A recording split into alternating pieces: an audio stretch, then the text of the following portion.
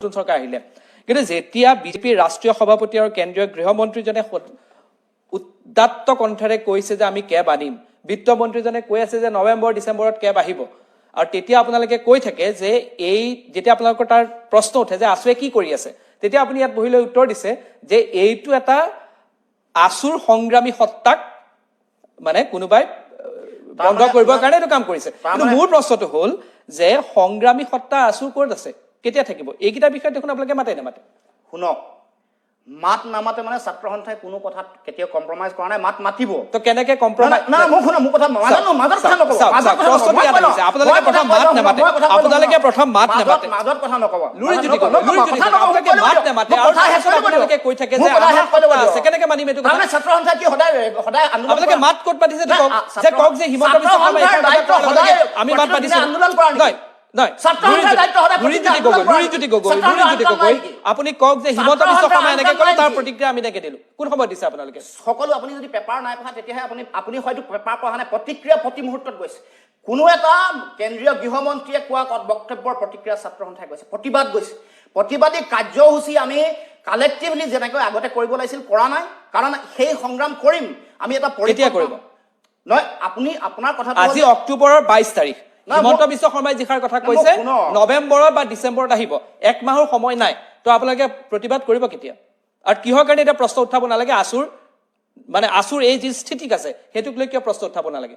আপুনি যদি কৈ থাকে যে আমাৰ সংগ্ৰামী সত্তা আছে, মোৰ কথাটো শুনক না, আপুনি কৈ শেষ কৰিব নালাগে, মই কৈ লৈছো শুনক। ছাত্ৰ সন্থাৰ আপুনি কোৱাৰ দৰে যিদিনাখনে ঘোষণা কৰিব পিছদিনাখনে ছাত্ৰ সন্থাই প্ৰতিবাদী কাৰ্যসূচী কৰাৰ আৰু সদায় ধাৰাবাহিকভাৱে ছাত্ৰ সন্থাই কেৱল মাত্ৰ প্ৰতিবাদী কাৰ্যসূচী কৰাৰ ছাত্ৰ সন্থাৰ দায়িত্ব নহয়, আন বহু কাম আছে। ছাত্ৰ সন্থাই এটা কথা স্পষ্টকে ক'ব খুজিছে যে অসমত পাছত কৰিব। শুনক, কৈ ল'ব দিয়ক, মাজত কিয় কয়? বৃহৎ নদী বান্ধ, কেব, এই সকলো বিষয়ত ছাত্ৰ সন্থাই কোনো কাৰণতে কেতিয়াও সেৱা নেমানে, প্ৰতিবাদ সংগ্ৰাম অব্যাহত থাকিব। প্ৰশ্নটো চিধা আহিছে যে কেতিয়া প্ৰতিবাদ কৰিব? যিদিনাখন গৃহীত হ'ব সেইদিনাখন কৰিব।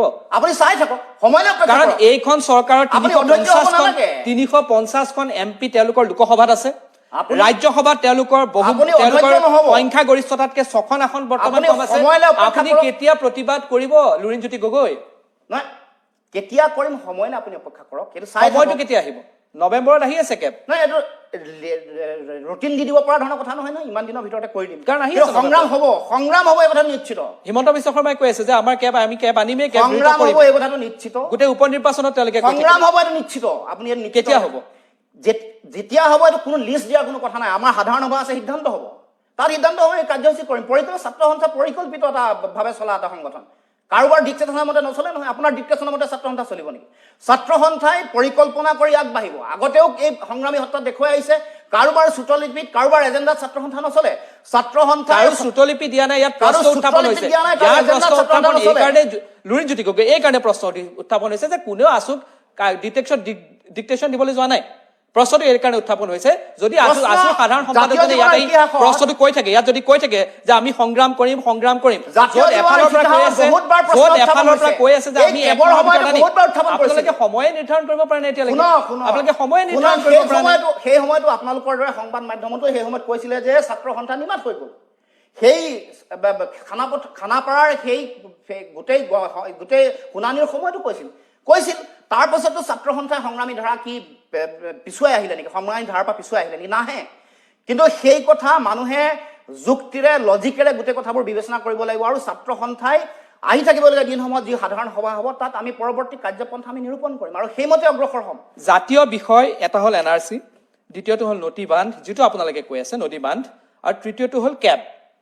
এই তিনিটাক লৈ পেলাই এই মুহূৰ্তত আপোনালোকৰ কোনো স্থিতি নাই। কিয় নিশ্চিত? কিন্তু আপুনি কৈ আছে যে অধিৱেশনত আপোনালোকে সিদ্ধান্ত ল'ব। কি সিদ্ধান্ত ল'ব অধিৱেশনত?